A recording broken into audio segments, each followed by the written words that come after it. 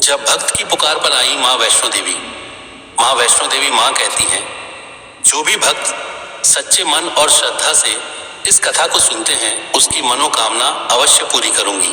ध्यान से सुने अंत तक। उत्तर भारत के एक छोटे से गांव में रमेश नाम का एक साधारण किसान रहता था। उसकी जिंदगी बहुत ही संघर्षों से भरी हुई थी। खेती ही उसका एकमात्र सहारा थी, लेकिन कई सालों से बारिश ठीक से नहीं हो रही थी। फसल बार बार खराब हो जाती और घर में आर्थिक तंगी बढ़ती जा रही थी। रमेश की पत्नी सीता और 2 छोटे बच्चे थे। दिन प्रतिदिन की परेशानियों ने पूरे परिवार को तोड़ दिया था। एक दिन ऐसा आया जब घर में खाने के लिए भी अनाज नहीं बचा। रमेश पूरी तरह निराश हो गया। उसे समझ नहीं आ रहा था कि अब क्या करे। उसी गांव में एक वृद्ध साधु रहते थे जो हमेशा भगवान की भक्ति में लीन रहते थे। एक दिन रमेश उनके पास गया और अपनी सारी परेशानियां बताईं। साधु ने शांत स्वर में कहा, बेटा, जब सारे रास्ते बंद हो जाएं, तब सच्चे दिल से माँ वैष्णो देवी को पुकारो। उनकी कृपा से असंभव भी संभव हो जाता है।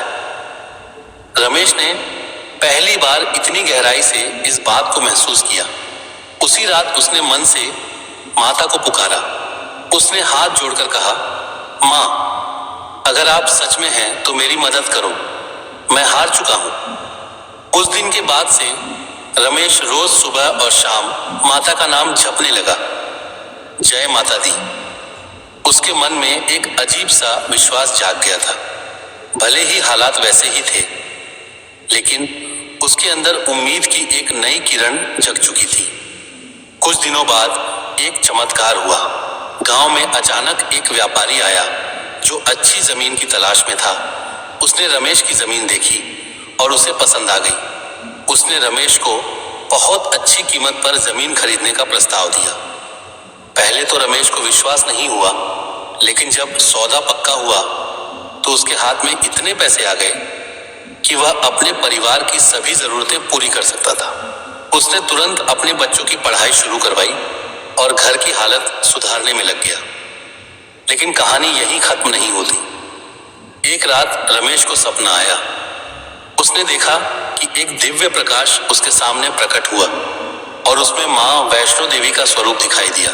माँ ने कहा, बेटा, तूने सच्चे मन से मुझे पुकारा था। मैं हमेशा अपने भक्तों के साथ रहती हूँ। यह तो बस शुरुआत है।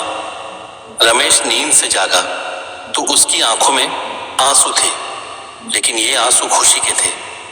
अब उसे पूरी तरह यकीन हो गया था कि उसकी मदद किसी और ने नहीं, बल्कि स्वयं माँ वैष्णो देवी ने की है। इसके बाद रमेश ने अपने जीवन को पूरी तरह बदल दिया। उसने फैसला किया कि वह हमेशा सच्चाई और मेहनत के रास्ते पर चलेगा और जरूरतमंद लोगों की मदद करेगा। उसने गांव में गरीब लोगों की सहायता शुरू की और हर साल माता के दरबार जाकर उनका धन्यवाद करता। धीरे धीरे रमेश का जीवन पूरी तरह बदल गया। उसका नाम गांव में सम्मान के साथ लिया जाने लगा। लोग उसकी कहानी सुनकर प्रेरित होते और माता पर विश्वास करने लगे। एक दिन गांव में एक बड़ी समस्या आई। भयंकर सूखा पड़ गया। सारे किसान परेशान थे। तब रमेश ने सभी को इकट्ठा किया और कहा, हम सब मिलकर माँ वैष्णो देवी से प्रार्थना करेंगे।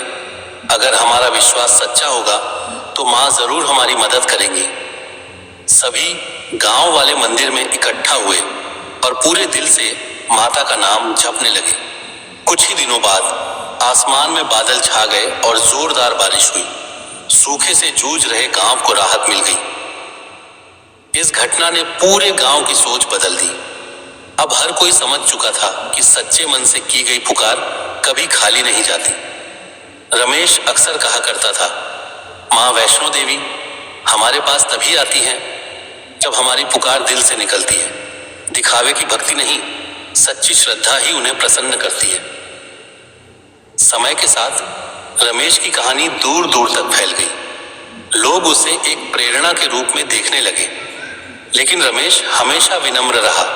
वह कहता, यह सब मेरी नहीं, माँ की कृपा है। संदेश, यह कहानी हमें सिखाती है कि जीवन में चाहे कितनी भी मुश्किलें क्यों ना आए, अगर हम सच्चे दिल से भगवान को पुकारते हैं तो वे जरूर हमारी मदद करते हैं। माँ वैष्णो देवी अपने हर भक्त की पुकार सुनती है। बस जरूरत है अटूट विश्वास और सच्ची श्रद्धा की। ऐसे ही और कहानी और कथा सुनने के लिए हमारे चैनल को लाइक, शेयर, फॉलो और सब्सक्राइब करें। धन्यवाद।